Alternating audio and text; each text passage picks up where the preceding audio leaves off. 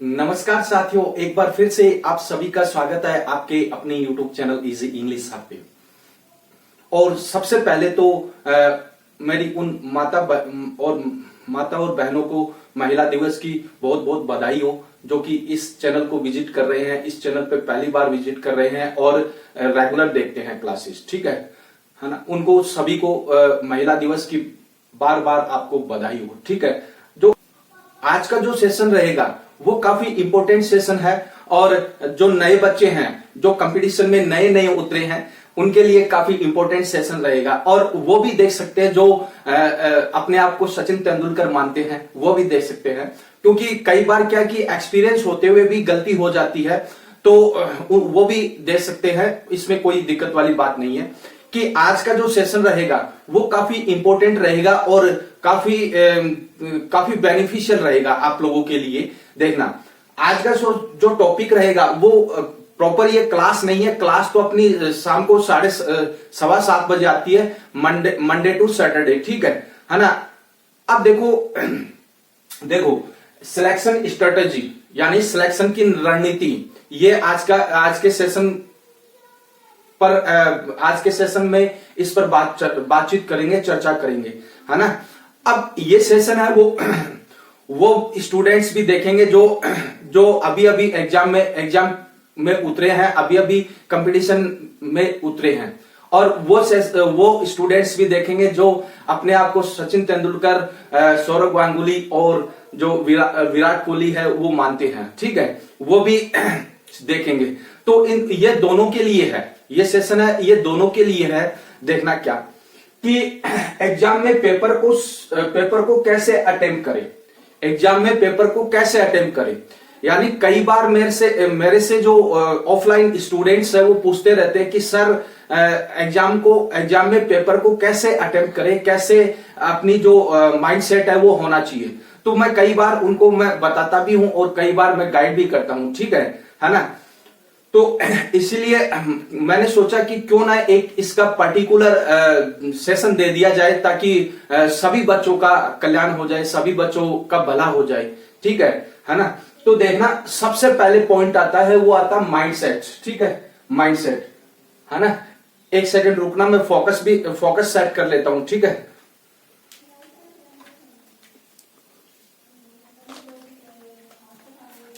Okay. अब देखना, सबसे पहले पॉइंट आता है, वो आता है माइंडसेट, कि माइंडसेट होना जरूरी है। किसी भी गोल को अचीव करने के लिए, किसी भी टारगेट को अचीव करने के लिए अपन को प्रॉपर माइंडसेट की जरूरत होती है।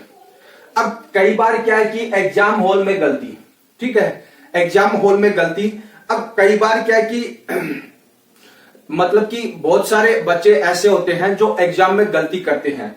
वो क्या होते हैं कि जैसे मान लो कि कई कंपटीशन, यानी बहुत कंपटीशन में क्या होता है कि क्रेक करने के लिए, यानी कंपटीशन को क्रेक करने के लिए सबसे पहले माइंडसेट की जरूरत होती है। मतलब कि ये सबसे इंपॉर्टेंट फैक्टर है ना। अब बच्चे हैं वो, हर बच्चा है वो मतलब कि स्टडी करता है, मेहनत करता है, लेकिन वो एग्जाम के 3 घंटे, एग्जाम हॉल के जो 3 घंटे हैं वही सबसे ज्यादा इंपॉर्टेंट होते हैं, सबसे ज्यादा निर्णायक होते हैं, क्रूशियल होते हैं वो। ठीक है, उसमें अपना जो मनोबल है वो टूटना नहीं चाहिए। ठीक है, मतलब कि एक वेल सेट माइंड सेट के साथ में एग्जाम में उतरना चाहिए। ठीक है ना। सबसे पहले तो ये समझ में आ गई चीज। अब फिर आता है मेरे अकॉर्डिंग। ठीक है, मेरे अकॉर्डिंग बहुत सारे टीचर्स हैं, बहुत सारे जो स्टूडेंट्स हैं वो अपना अपना तरीका अपनाते हैं, लेकिन मैंने जो अनुभव किया है उसके आधार पे मैं आप लोगों को थोड़ा सा गाइड करने की मैं कोशिश कर रहा हूं कि क्या चीज होनी चाहिए। ठीक है, अब देखना, 4 स्टेप्स स्ट्रेटेजी, यानी 4 जो स्टेप्स होते हैं उनकी रणनीति क्या होनी चाहिए अपन के पास में। सबसे पहले अपन जो भी पेपर देने के लिए जाते हैं, कोई भी कंपटीशन हो, किसी भी लेवल का कंपटीशन हो, चाहे वो सेंट्रल लेवल का हो, चाहे वो स्टेट लेवल का हो, है ना, ये दोनों के लिए है। अब देखना सबसे पहले आता है 3 राउंड स्ट्रेटेजी। 3 राउंड स्ट्रेटेजी, ठीक है। अब पेपर को अटेम्प्ट करने का जो तरीका होता है वो 3 राउंड में होता है। समझ में आ गई चीज? ऐसे नहीं कि भाई एक बार देख लिया सटासट कर दिया, ये नहीं होना चाहिए, ठीक है। अब देखना फर्स्ट राउंड में क्या होता है। सबसे पहले फर्स्ट राउंड में स्पीड रन, इसको मैं बोलूंगा स्पीड रन, ठीक है। अब स्पीड रन का क्या मतलब होता है कि यहां पर फर्स्ट राउंड में यहां पर वो क्वेश्चन अटेम्प्ट करने चाहिए जिसमें 100% श्योरिटी होती है कि भाई ये 100% किसी भी कंडीशन में ये क्वेश्चन तो गलत नहीं होंगे, अपने ये क्वेश्चन तो गलत नहीं होंगे, ठीक है ना। और देखो सेशन पूरा एंड तक देखना, और लास्ट में मैं आपको एक ऐसी ट्रिक बता के जाऊंगा जो आप लोगों के लिए काम आएगी, ठीक है। अब देखना दूसरे राउंड में, round second, the thinking cap, ठीक है। ये रहेगा द थिंकिंग कैप, इसको बोलूंगा मैं द थिंकिंग कैप, ठीक है। अब वो दूसरे राउंड में वो क्वेश्चन अटेम्प्ट करने चाहिए जहां पर हमें थोड़ा सा सोचने पर मजबूर हो जाए। समझ में आ गई? जहां पर हम थोड़ा सा सोचने पे मजबूर हो जाए, यानी थोड़ा सोचने पे मजबूर हो जाए। क्योंकि देखो इसमें क्या होता है कि 40% जो रेशियो होता है, मतलब कि जो 40% जो रेशियो होता है वो क्या होता है कि इजी होता है, और बाकी जो रेशियो होता है वो टिपिकल क्वेश्चन होते हैं और मॉडरेट क्वेश्चन होते हैं। समझ में आ गई चीज? इस पैटर्न पे ये कोई भी पेपर होता, किसी भी टाइप का पेपर होता है, ठीक है। अब देखना आगे थर्ड राउंड में क्या होता है कि मैं इसको बोलूंगा रिस्की जोन। अब देखो उन क्वेश्चन पे आ जाओ, यानी थर्ड राउंड में उन क्वेश्चन पे आ जाओ जहां रिस्की जोन का ये मतलब नहीं है कि अपन उन क्वेश्चन को अटेम्प्ट ही नहीं करें, आते हैं तो अटेम्प्ट करो। इसका भी मैं आगे सॉल्यूशन आप लोगों को बताऊंगा, ठीक है। अब उन क्वेश्चन पे आ जाओ जहां पर अपन को लगे कि हाँ भाई ये थोड़े रिस्की है, थोड़ा सोचना पड़ेगा। ऐसे क्वेश्चन को आप लोग पहला राउंड जब करो ना, जब पहला राउंड पूरा पेपर कर लो आप लोग पहले राउंड में, यानी पहले राउंड में पूरा पेपर आप थ्रू आउट कर लो, तो उस पर टिक मार्क लगा देना ऐसे क्वेश्चन पे जो कि रिस्की हो, ठीक है। अब देखना आगे हो गया। अब यहां पर देखना कि दूसरा पॉइंट आता है, ठीक है। ये तो हो गए मतलब कि राउंड स्टेप यानी राउंड स्ट्रेटेजी। हमेशा देखना कि एक स्टूडेंट्स को जो कि कंपटीशन दे रहा है ना, चाहे वो एक्सपीरियंस्ड हो चाहे वो फ्रेशर हो, उनको ये जो राउंड जो प्रोसेस होती है, जो क्वेश्चन पेपर अटेम्प्ट करने की जो प्रोसेस होती है, यानी राउंड स्ट्रेटेजी, इसको जरूर अपनाना चाहिए, है ना। इससे क्या होता है, इससे आप लोग माइनस मार्किंग से बच जाते हो। समझ में आ गई चीज? जो आपकी एक्यूरेसी है वो बनी रहती है ना। अब देखना दूसरा पॉइंट आता है, वो आता है आप लोगों का सब्जेक्ट प्रायोरिटी क्या है देखना। सब्जेक्ट प्रायोरिटी सबसे पहले देखो, स्पेशली, है ना, मैं वैसे तो ऑलमोस्ट सभी कंपटीशन एग्जाम की बात कर रहा हूं, लेकिन अभी जो राजस्थान गवर्नमेंट ने एक एलडीसी की वैकेंसी निकाली है, उसकी बारे में भी अपन चर्चा करेंगे कि उसके पेपर को किस तरीके से अटेम्प्ट करना चाहिए।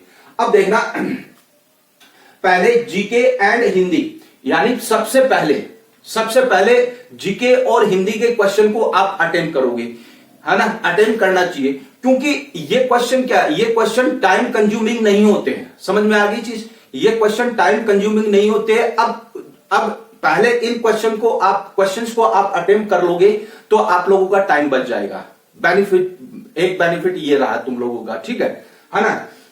दूसरा क्या है, और अदर इजी सब्जेक्ट्स, ठीक है। और दूसरे जो इजी सब्जेक्ट्स होते हैं, एक पेपर में ये तो हो नहीं सकता कि वो केवल एक ही सब्जेक्ट का है ना। पर्टिकुलर मैं असिस्टेंट प्रोफेसर या फिर जो सेकंड ग्रेड फर्स्ट ग्रेड जो इंग्लिश से दे रहे हैं उनकी बात नहीं कर रहा हूं, ठीक है। उनका एक पेपर है, वो थोड़ा एक पेपर सेकंड पेपर है वो सब्जेक्ट का आता है, ठीक है, उनकी मैं बात नहीं कर रहा हूं। लेकिन जो स्टेट गवर्नमेंट के जो एग्जाम होते हैं, जैसे पटवारी है, सीईटी है, एलडीसी है, जो अदर जो एग्जाम होते हैं उनकी मैं बात कर रहा हूं, ठीक है ना।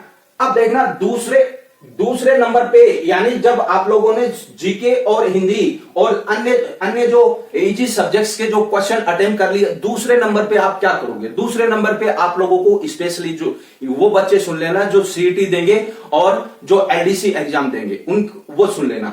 अब क्या दूसरे नंबर पे आप इंग्लिश को अटेम्प्ट करोगे। अब इसमें क्या होता है कि आपका जब आप इंग्लिश के क्वेश्चन दूसरे नंबर पे अटेम्प्ट करोगे, समझ में आ गई चीज, तो वहां पर आप लोगों को क्या होगा कि आप लोगों का जो माइंड है वो एक्टिवेट होगा, यानी आप लोगों का जो माइंड है वो एक्टिवेट रहेगा, है ना, समझ में आ गई चीज। और हो सकता है कि जो आपने प्रैक्टिस की है, जो आपने रिवाइज किया है बार बार चीजों को, तो उनको वो आप लोगों के माइंड में क्लिक होने लगे और आंसर देखते ही आप लोग वहां पर टिक मार्क कर दो, ठीक है।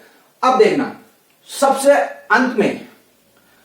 अंत में आप लोगों को यहां पर देखना, यहां पर और यहां पर इंग्लिश, हिंदी और अदर इजी सब्जेक्ट, और है ना, इंग्लिश, हिंदी, जीके और अदर इजी सब्जेक्ट, यहां पर आप लोगों का टाइम बचेगा।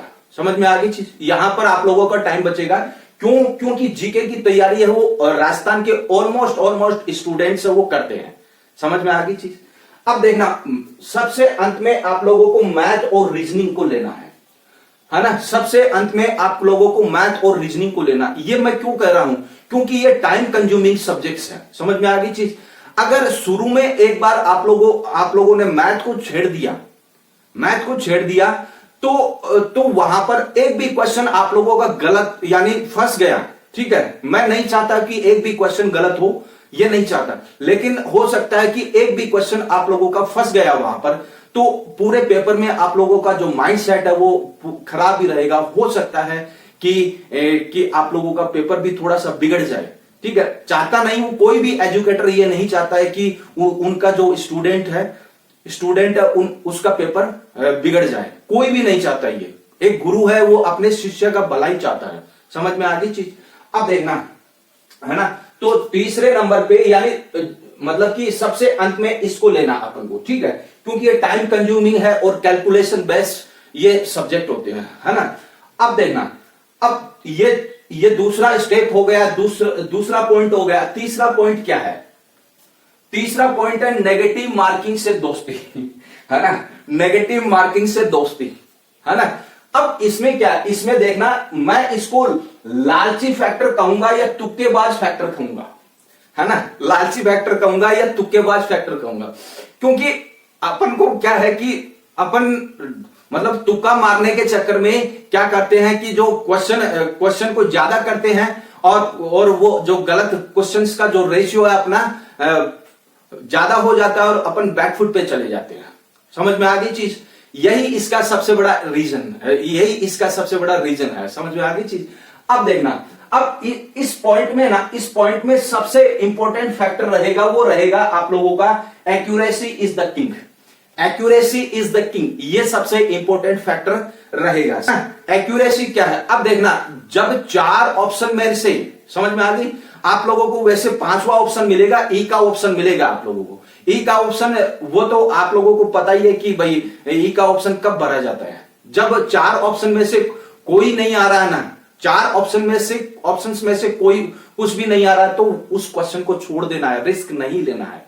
रिस्क कहां पे ली जाती है? रिस्क ले जाती है कि 2 ऑप्शन तो कट जाए अपने और 2 ऑप्शन में कंफ्यूजन रहे, तो वहां पर तो रिस्क ली जाती है। लेकिन चारों ऑप्शन अपने नए देखे हुए हैं, चारों ऑप्शन अपने सामने नए हैं, तो वहां पर रिस्क नहीं ली जाती है बेटा, ठीक है। अब देखना आगे कि ये हो गया। इसके बाद में देखना एग्जाम हॉल साइकोलॉजी, डर को कैसे भगाए। ये चौथा पॉइंट है, एग्जाम हॉल साइकोलॉजी, डर को कैसे भगाए। अब देखना कैसे। अब मैं इस पर आप लोगों को मतलब कि अपनी जो पुराणों में जो बात कही है ना, कि उनके बारे में थोड़ा सा मैं जिक्र करूंगा कि यहां पर देखना, है ना, यहां पर देखना कर्म पे फोकस, है ना। पढ़ाई सभी करते हैं, यानी जो कंपटीशन में उतरा है, जो सीरियसली कंपटीशन में उतरा है वो 100% पढ़ाई करेगा, यानी अपनी स्टडी को सर्वोपरि रखेगा। वो समझ में आ गई चीज, है ना। तो वो क्या है कि अब मैं एक इसको जो पुरानी जो मिथ जो बातें हैं उनको उनसे मैं जोड़ना चाहूंगा कि अपन ने श्री राम जी का कैरेक्टर देखा और अपन ने श्री कृष्ण जी का या माधव का कैरेक्टर देखा, ठीक है ना, देखा। उन्होंने अपन को क्या सीख दी है, उन्होंने अपन को क्या सीख दी है कि कर्म करते जा, ठीक है, फल की इच्छा मत कर, कर्म करते जा, अपना जो 100% है वो दे और रिजल्ट है वो अपने फेवर में आएगा ही आएगा। समझ में आ गई चीज, रिजल्ट है वो अपने फेवर में आएगा। यानी वो दो जो ग्रेटेस्ट कैरेक्टर है अपने जो पुराणों में, जो दो ग्रेटेस्ट कैरेक्टर है वो हमें यही सिखाते हैं कि कर्म करते रहो और अपना 100% रिजल्ट देते रहो, अपना 100% एफर्ट लगाते रहो, ठीक है। रिजल्ट नहीं, रिजल्ट आपके फेवर में आएगा ही आएगा, रिजल्ट भाग के कहां जाएगा, ठीक है। तो अपना कर्म पे फोकस करो, समझ में आ गई, कर्म पे फोकस करो, बाकी जो रिजल्ट की चिंता मत करो। आप लोगों ने अगर 100% एफर्ट लगाया है, 100% एफर्ट लगाया है, तो वहां पर आप लोगों को रिजल्ट की चिंता करने की जरूरत ही नहीं है। समझ में आ गई चीज, रिजल्ट की चिंता करने की जरूरत ही नहीं है। इसी मतलब कि रिजल्ट की चिंता छोड़कर आप लोगों को 100% अपने क्वेश्चंस को सही करने में अपना एफर्ट लगाना है, ठीक है। ये हो गया। इसके बाद में डीप ब्रीथिंग। डीप ब्रीथिंग क्या होता है? गहरी सांस, ठीक है, गहरी सांस, ये है डीप ब्रीथिंग। अब क्या है डीप ब्रीथिंग? अब कई बार क्या है कि जो स्टूडेंट्स होते हैं ना, वो टिपिकल क्वेश्चंस को देखकर हड़बड़ा जाते हैं, टिपिकल क्वेश्चंस को देखकर हड़बड़ा जाते हैं और वहीं अपना कंट्रोल खो देते हैं। तो बेटा ऐसा नहीं करना आप लोगों को, समझ में आ गई चीज, ऐसा नहीं करना आप लोगों को। आप लोगों को एक गहरी सांस लेते हुए, मतलब कि डीप ब्रीथिंग, अगर टिपिकल क्वेश्चन आ भी जाए तो आप लोग एक बार गहरी सांस लो 30 सेकंड के लिए, मतलब कि गहरी सांस लो। उसके बाद में उन क्वेश्चंस को रिमाइंड करने की कोशिश करो, है ना, रिमाइंड करने की कोशिश करो। अगर फिर भी नहीं आते हैं तो वो टिपिकल क्वेश्चन है, वो आप लोगों के लिए नहीं, वो सभी के लिए है। समझ में आ गई चीज, टिपिकल क्वेश्चन है वो आप लोगों के लिए नहीं, वो सभी के लिए होते हैं टिपिकल क्वेश्चन, ठीक है। उससे किसी को न तो बेनिफिट रहता है न ही लॉस रहता है ना। और मेरा ये मानना है कि अगर कोई कंपटीशन दे रहा है तो मतलब कि 10 क्वेश्चन तो उसको छोड़ने पड़ते हैं। समझ, यहां पर एकेडमिक लेवल नहीं है बच्चे, ठीक है, यहां पर एकेडमिक लेवल नहीं है। एकेडमिक लेवल पे तो क्या होता है कि वहां पर तो 100% अटेम्प्ट किया जाता है, लेकिन यहां पर 90% यानी 85 to 90% अटेम्प्ट किया जाता है। समझ में आ गई कंपटीशन में, है ना। अब देखना हो गया डीप ब्रीथिंग, है ना। तो ये कुछ फैक्टर थे, है ना, कैसे एग्जाम को फेस किया जाए, कंपटीशन एग्जाम को फेस किया जाए, सिलेक्शन स्ट्रेटेजी कैसे बनाई जाए, ठीक है, ये आप लोगों को ध्यान में रखना, ठीक है ना। एक सेकंड रुकना, थोड़ा क्या कि फोकस भी सेट करना था, ठीक है। थोड़ा बाहर थोड़ा काम भी आ गया, थोड़ा सा हो गया, ठीक है ना। थोड़ी सी आप लोगों को दिक्कत महसूस हुई होगी, वो उसके लिए क्षमा प्रार्थना, ठीक है। अब देखना आगे कि अंत में मैं यही कहूंगा कि आप देखो, एक इंग्लिश में कहावत है, practice max a man perfect, यानी जो बार बार अभ्यास है वही पूर्ण बनाता है ना। पढ़ते सभी है, ऑलमोस्ट जो कंपटीशन दे रहे हैं वो सभी के सभी पढ़ते हैं, ठीक है ना। लेकिन कितनी ज्यादा प्रैक्टिस करते हैं, कितनी ज्यादा पढ़ी हुई चीजों को रिवाइज करते हैं, वो सबसे इंपॉर्टेंट रहता है ना। अगर आप लोगों ने बार बार चीजों को रिवाइज किया है, बार बार चीजों को प्रैक्टिस किया है, तो आप लोगों का पेपर गलत हो ही नहीं सकता बच्चे, गलत हो ही नहीं सकता आप लोगों का पेपर, किसी भी हालत में गलत नहीं हो सकता पेपर, ठीक है ना।